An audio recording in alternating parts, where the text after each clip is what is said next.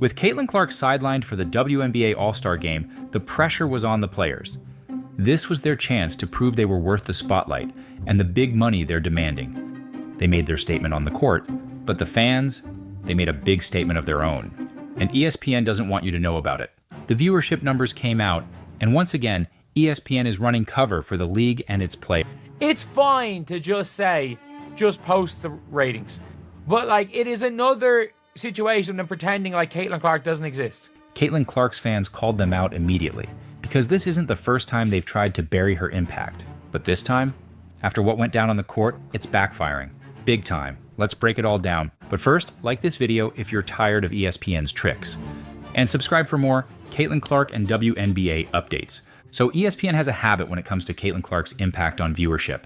They don't lie, but they definitely don't tell the full story. Instead, they cherry pick. They use numbers that are technically true, but only the ones that fit the narrative they want to sell. And when it comes to Caitlin, the numbers they don't mention are even more telling. Take this, for example.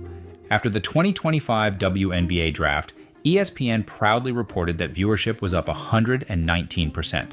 At first glance, that looks like a massive win for the league. But look a little closer, and you'll notice something odd. They're comparing it to 2023. So why skip 2024?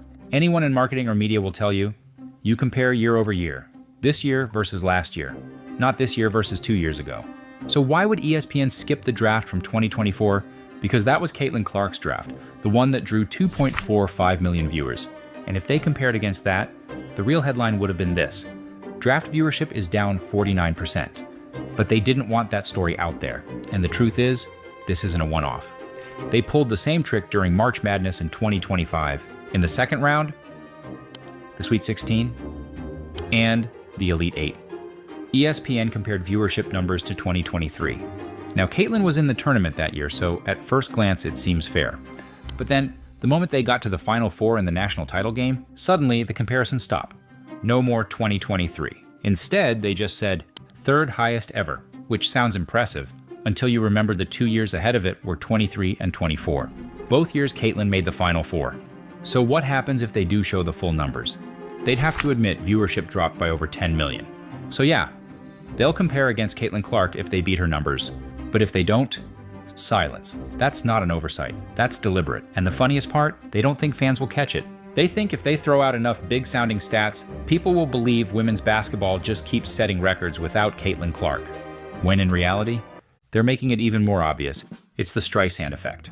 It's what happens when you try to hide something, and by doing so, you draw way more attention to it. That's what ESPN's doing right now. And Caitlin's fans? They catch it instantly and call it out every single time. Because every spin, every selective stat, every dodge just proves one thing.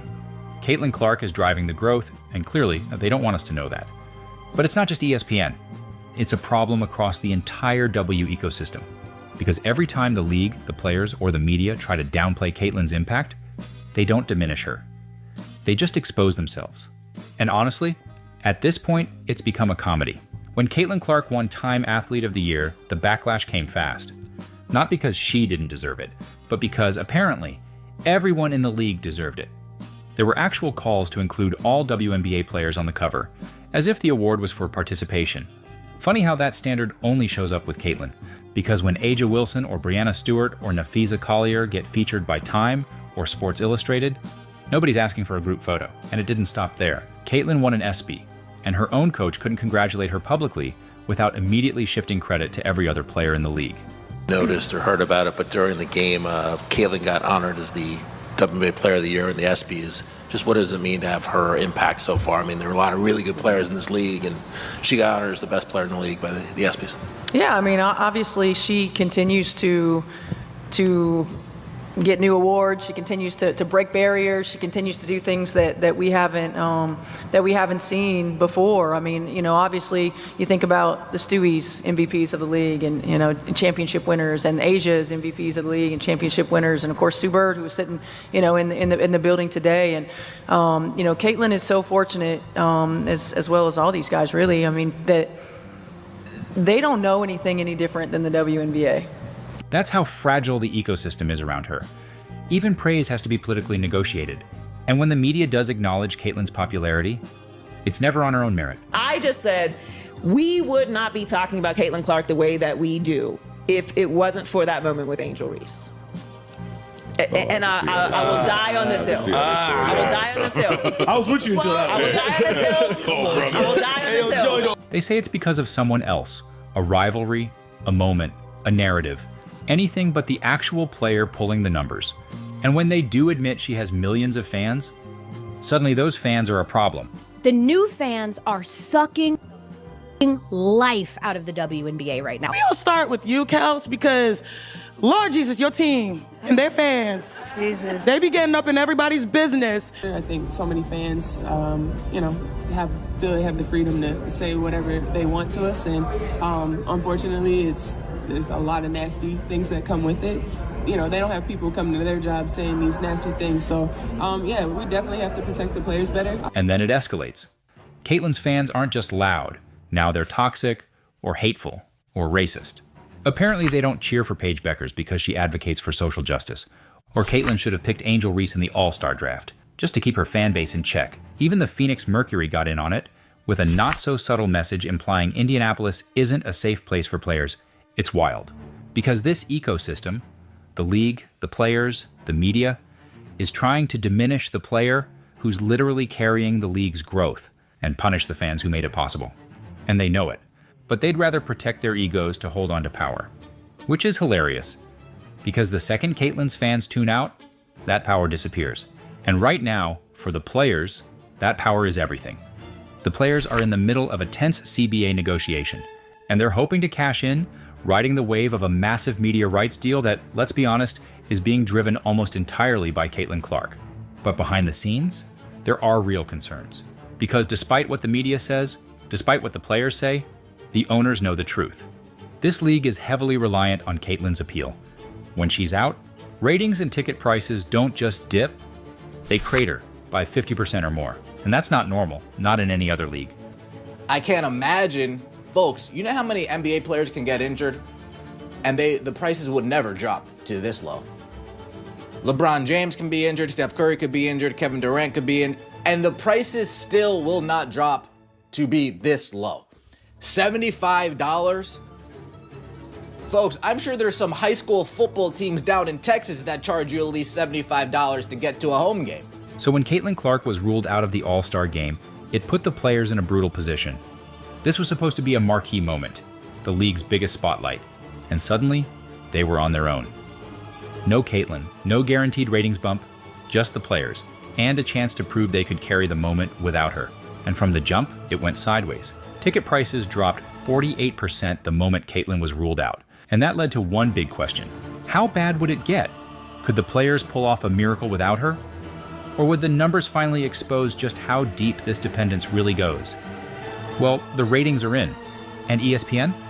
They went full damage control. 3-point contest. ESPN, ABC, and Disney score the historic viewership for the 2025 WNBA All-Star events.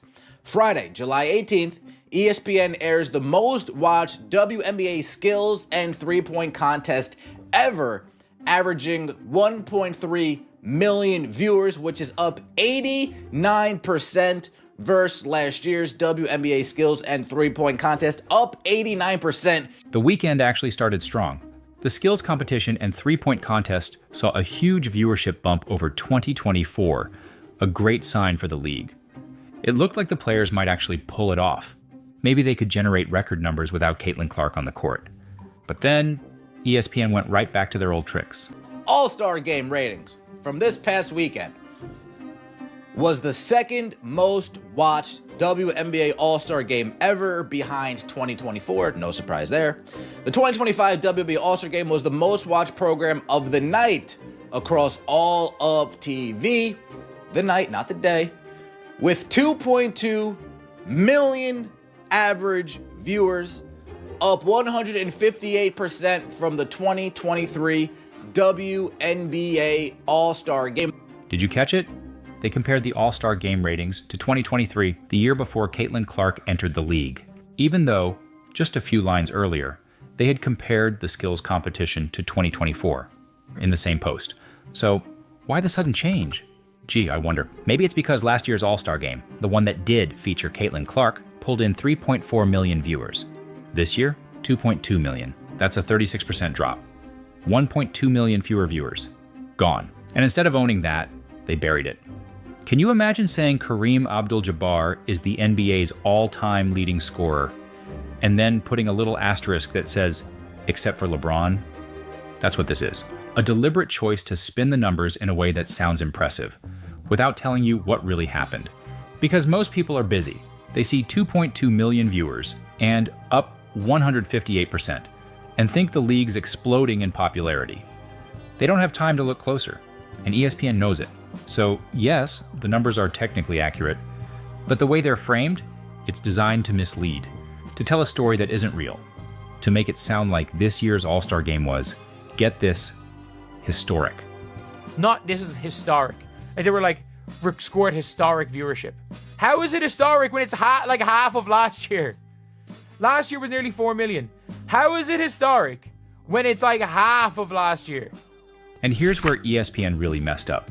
Because instead of smoothing things over, their spin amplified the problem. It triggered the Streisand effect. Everyone noticed the 2023 comparison trick.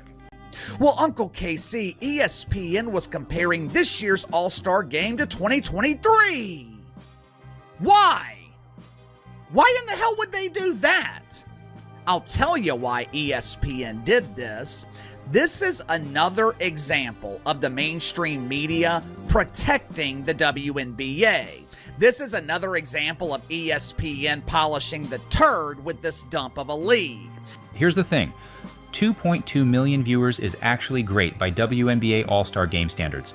But the drop, down 36% from last year's record with Caitlin Clark, makes her impact impossible to ignore. And it makes what the players did over All-Star Weekend kind of embarrassing. They puffed out their chests. They wore the protest shirts. Pay us what you owe us. They used a fan event to push their message about what they deserve. And here's the truth. It was a gamble in the court of public opinion, and it backfired. The WNBA players in their pregame warm-up came out in these t-shirts, pay us what you owe us. And then immediately pivoted to playing the worst All-Star game in the history of professional All-Star games. They took the court in t-shirts. Pay us what you owe us. We're underpaid. This league has lost millions of dollars, but we're underpaid. Pay us what you owe us. And then they served up a doo-doo sandwich to sports fans. And then came the cherry on top, Kelsey Plum. In the post-game press conference, she called out Caitlin Clark and her team, implying that they didn't care enough to meet about the protest t-shirts. The t-shirt, just United Front, was determined this morning that we had a meeting for. And, not to tattletale, but 0 members of Team Clark were very present for that. But no, we were just, we had a very... that really needed to be mentioned. She said that in Indy, Caitlin's home market, after an event that was supposed to unite the league. It was an insane misstep. Instead of praising Indiana for hosting a record-breaking weekend, instead of celebrating the sold-out crowd, the city, or the fans, she took a shot at the one player who is literally giving the league the platform to demand more. Kelsey and others tried to laugh it off as a joke, but Caitlin's fans, again, the ones who are about to put much more money in the players' pockets, didn't see it that way. NBA champion and broadcaster Stacey King said exactly what needed to be said. Quote, as you're fighting for better salaries, you're portraying a united front at your biggest event, you still find a way to throw shade at Caitlin Clark. Why? Stacey King posted. Quote, look at Sabrina's reaction to Plum's comment. It says a lot. Some of these girls are really petty, and someone needs to explain to them it's hurting their league, and it's sad to see. No, he's not wrong. With the horrible on-court performance and Kelsey's off-court messaging, the WNBA players couldn't afford another hit. Dropping a 36% ratings decrease would have been the dagger. ESPN's declaration of a historic event was exactly what they needed. But right now, I'm just talking about the court of public opinion. The owners, they can see right through it. And if you dig even a little deeper, they'd probably be the first behind closed doors to call out that it's actually worse. If Caitlyn had played in the game, not just been on the bench, it likely wouldn't have just matched last year's $3.4 million. It would have beaten it. Easily. Just look at the numbers from this season. When Caitlyn plays, the ratings explode. Her games against the Sky, the Liberty, and the Sun have all ranked among the most watched WNBA broadcasts in decades, with viewership topping 2.7 million, 2.2 million, and 1.7 million, respectively. So realistically, if Caitlyn had suited up for the All-Star game, we're not talking about 3.4 million viewers. We're probably talking north of 4 million, which means this wasn't just a 36% drop. It was a 50% loss in potential viewership. Here's what's mind-blowing about all of this, though. Even without Caitlyn Clark, it was the second highest rated WNBA All-Star game ever, and that is a huge point of distinction. Two things are clear. If Caitlyn Clark plays in the All-Star game, it will set records. But now, because of her popularity, even if she doesn't, it will break records and be the second highest ever, only beaten by the time she played in it. And that matters. Instead of comparing against 2023 to make it seem like some historic night, why not just say the quiet part out loud? Because of the Caitlyn Clark effect and all the new fans, you just had the second most watched All-Star game ever. And she wasn't even playing. Just admit the Caitlyn Clark effect is real. It's helping the league grow. And, in the same breath, welcome and thank your new fans. That's it. That's all fans want to hear. Not this weird gaslighting, not subtle shots at Caitlyn after the game implying she didn't initially support the statement, when she's literally the foundation of everything you're fighting for. The reality is that the players are going to get more money. No question. Even though the league has taken a loss every year, team values have doubled since Caitlyn arrived. The owners have every reason to invest, they don't want a lockout, and neither should the players. But here's the truth. They could get a lot more if they just embrace the people making this growth possible.